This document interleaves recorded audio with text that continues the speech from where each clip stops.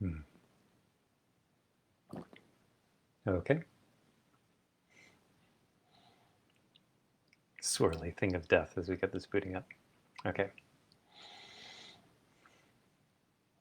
So, this morning, in the adventure of me, I had noticed I would have been feeling very scattered for a couple of days. I got very activated a few days ago about something that is just it's just amazing how strong that structure is in me. I don't want to go into the details of it right now. Um, since then, I've had this challenge of actually being here, like actually showing up and being present. It's been a real challenge. And it included yesterday in talking about listening to this book and seeing these insights. It's like, oh yeah, this business of tracking who it is that is experiencing this, who it is that's experiencing the scatteredness. Uh, Part of the like earlier today, something clicked of, oh right, the reason I got scrambled is because I saw something that made sense to my mind and I tried to follow it instead of standing in the stillness. I feel like I'm replanting my feet. I'm still trying to get orientation here, so I'm just feeling a little scattered. It's a little like, okay, I'm trying to be stable here. So I likened this to, there's this kind of analogy that comes to mind of you sort of imagine that this is a video game or like a simulation of some kind, and the simulation programmer has set things up so that your options are, would you like pleasure or would you like pain? It's like, let me try the pain. Okay, wham! No, what would you like? Pleasure. Bam! What would you like now? Pleasure or pain? You know? there's just some sort of oddness to, like, why would you ever pick pain? Well, that's a good question. I sort of don't trust. Do I really want the pleasure? Like, what if I'm wrong? What if I need to get stronger? What if blah blah blah? Uh, it seems like the whole process is a way of getting educated. Of no, actually, just you just want pleasure. Just pick that. So in that sense, not necessarily with pleasure and pain, but there's a similar feeling of choose. Do you want to ground in knowing or in something else?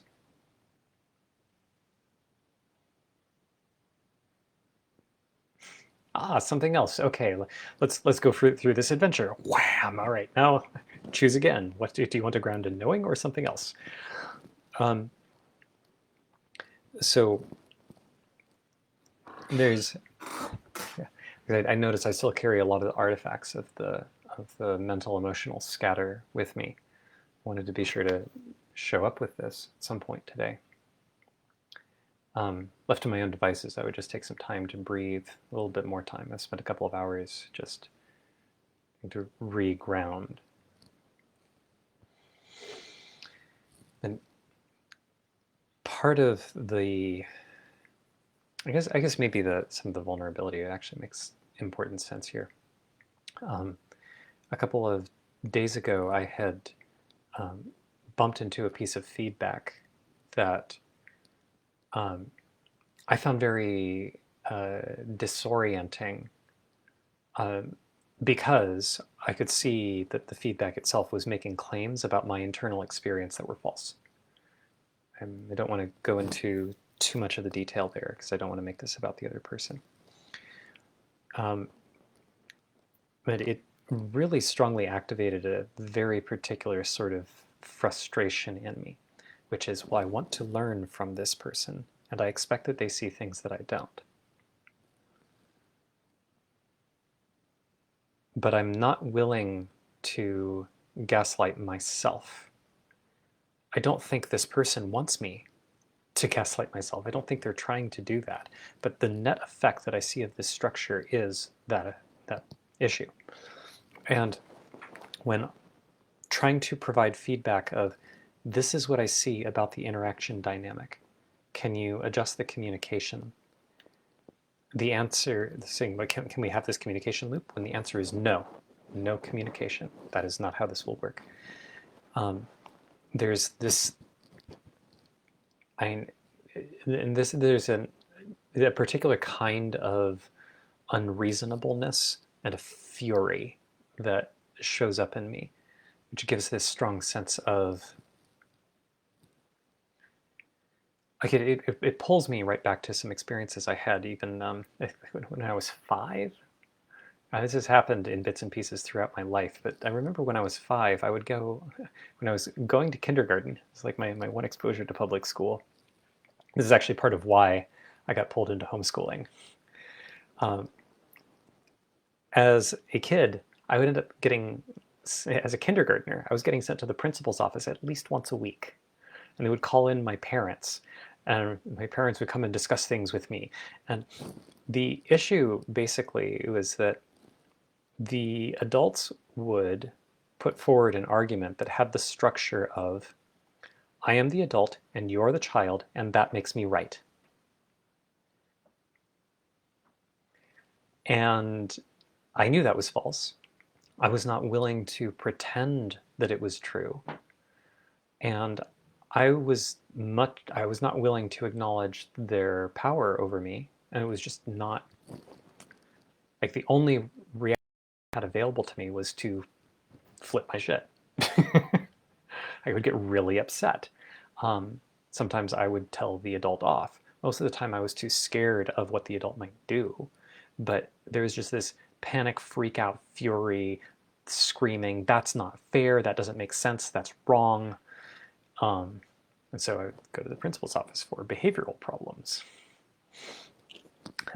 This would show up with things like when the kids would be whispering a swear word between each other, and I just suck at being quiet, even when I'm whispering. So I would whisper a swear word, like playing the telephone, and the teacher would catch me, and I would get in trouble about it.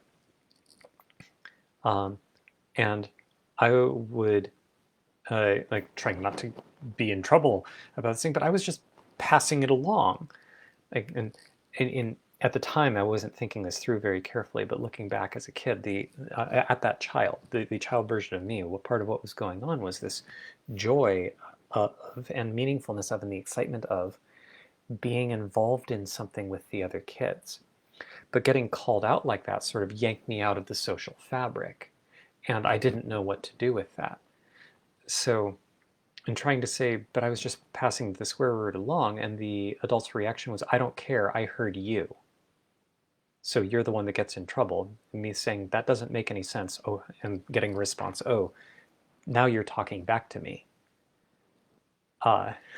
Even just describing this, I can feel the heat building in my chest. It comes with some adult fury, which is, how the fuck dare you do that to a child? But that's still distorted. It has this hook of it being very personal to how I work. So this thing I encountered a couple of days ago activated all of that kind of anger. I actually don't know why this is such a hot button for me. It always has been. I don't remember a time when it wasn't. It's something like my mind is not a colonization space. And I will fight you physically tooth and nail before I let you command my mind. Something like that. I don't know exactly what it was. It was never thought through. But it's this immense sort of distrust that's embedded in my body. And so that got activated. And this just shot me into a very mental space that I could not ground from.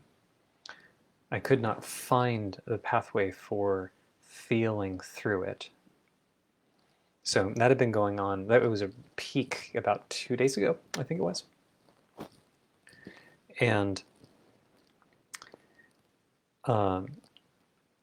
so in reading this book, The Untethered Soul, and encountering these spiritual ideas, it feels like, okay, this is grounding me in a type of truth. This is giving me some breathing room. I like this. But I still ran into some difficulty, which I didn't click until this morning, which is that the ideas in Untethered Soul make sense to me, and that was actually a problem. They were in some sense too clear, and my mind could engage with them. They were familiar. I could talk about them and understand them just with my mind. So I couldn't use them in order to really ground outside of my mind. I could create a sort of mental module that could describe the whole scenario. I'm still kind of running into that. I'm still having this kind of agitation that is still going through my system. It's quite astounding to notice, oh, that really touched a nerve. That's like poking a nerve in a tooth. You're like, is this jolt? It's like something of comparable size. You're looking at this going, okay, this system needs that chunk cleared out. It needs to be felt and moved. But the first step is grounding in the body. I've been doing that a whole lot today. One piece that I came to, sort of a mental clarity, was a recognition that over these last couple of days, I have abandoned clear knowing under the idea that I might be able to ground in something else. Maybe if I ground in the self, maybe if I anchor in the awareness of awareness, maybe if I focus on opening my heart. But it started to feel like there were a whole bunch of options everywhere. I started to feel confused and scattered. Part of the confusion is that mentally I couldn't tell whether or not grounding in awareness of awareness is the same move as grounding in clear knowing. So the thing that clicked today was recognizing this thing I've said before from clear knowing, which is the basis by which I can recognize anything is knowing it. So even if there were a basis somewhere else, I wouldn't be able to know about it unless I am anchoring there from clear knowing. It's that simple. I think Perry Chase might describe this as the only stable place to stand is truth. It might secretly turn out that awareness of awareness is a pathway to truth. But if the reason that ended up being so mental for me is because I wasn't tracking it by feeling through the line of truth.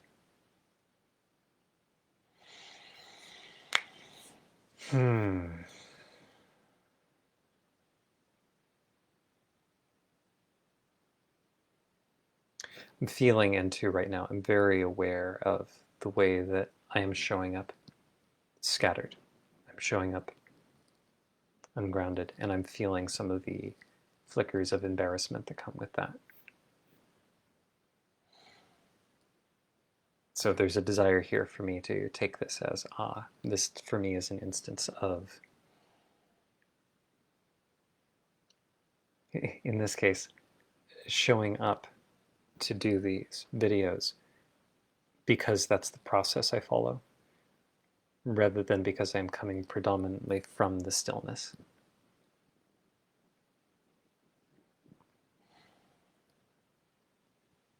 Yeah, and it hurts. It hurts. So, this is going to be a kind of messy video. I'll leave it same as the rest. But I think I'll end that here. I don't think I have anything more. I need space for myself here. So that's what I'm going to do. Thanks for listening.